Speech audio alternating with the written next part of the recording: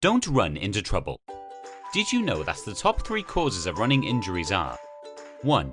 The existence of a previous injury, 2. Your body mass index, 3. Errors in training? Well, the good news is that all these risk factors are modifiable, meaning we can do something about them. Here's our top 12 tips. 1. Get your biomechanics checked, i.e. flat feet or leg length discrepancies. 2. Make sure your running shoes are the right fit for you by going to a specialist running store. 3. Regularly mix up the surfaces you run on to include softer surfaces like grass and dirt roads.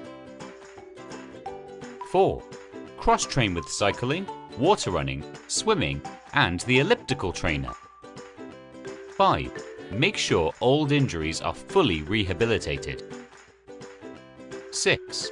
Do regular yoga or Pilates to maintain good flexibility and balance in muscle strength. 7.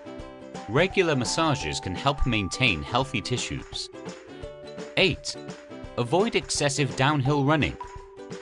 9.